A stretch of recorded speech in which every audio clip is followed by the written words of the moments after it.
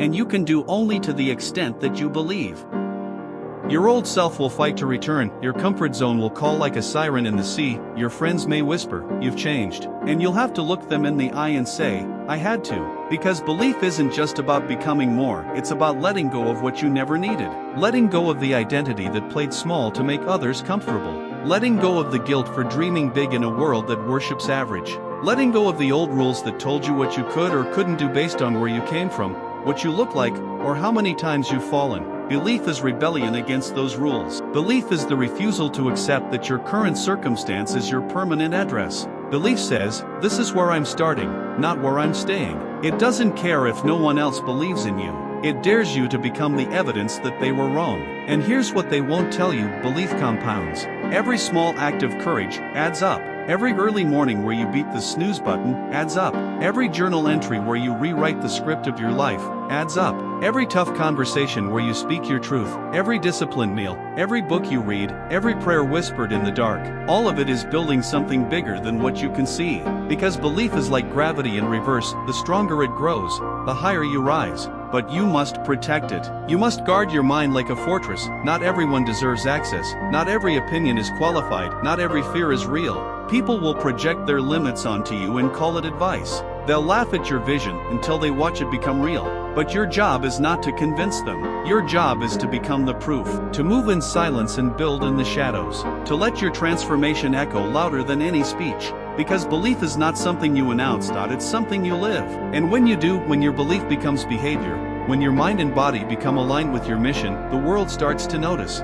They may not understand it. They may not like it, but they'll feel it. Because conviction is contagious. And once you become a person on fire with belief, you give others permission to light their own match. Belief is not just personal, it's generational. When you rise, you rewrite the future for everyone who comes after you. Every time you choose courage over comfort, every time you speak life over limitation, every time you show up with integrity when shortcuts whisper your name, you're not just building a life, you're building a legacy. You become the ancestor your future bloodline will thank. You become the one whose name is whispered in gratitude when your great-grandchildren face their own mountain and feel in their bones that rising is in their DNA. But here's the tragedy: too many people die with beliefs still locked inside of them. Not because they didn't have dreams, but because they let the world convince them they weren't worthy of living them. They let the weight of doubt crush the spark. They let failure speak louder than vision. They let average become familiar, and then called it destiny. But destiny doesn't settle. Destiny is not polite. It's not patient. It does not wait forever.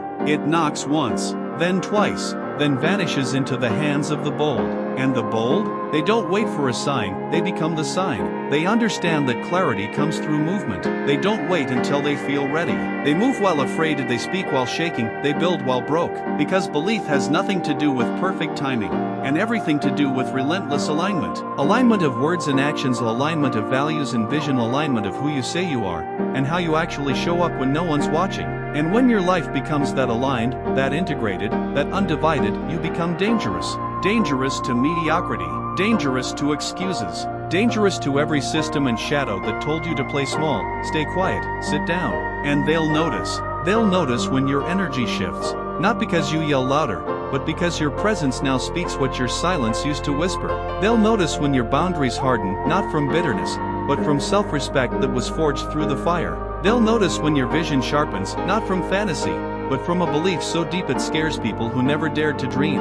And they'll try to explain it. They'll say, "You got lucky." They'll say, "It must be nice." They'll say, "You changed." And you'll say, "Damn right I did." Because belief always changes you. Not into someone new, but into the person you were always meant to be before the world taught you to forget. The child who once dreamed without filters, the soul who once moved without permission, the heart who once believed without limits. This is not about becoming. It's about returning. Returning to that version of you that always existed, but was buried under expectations, labels, shame, silence. Belief unearths that person. Belief gives them breath again. And once you meet that version of you, the one who walks with unshakable certainty, whose eyes reflect fire and focus, whose life is guided by purpose, not pressure, you can never go back to who you were. Because now you know. Now you've tasted what alignment feels like, and now you've seen what belief unlocks.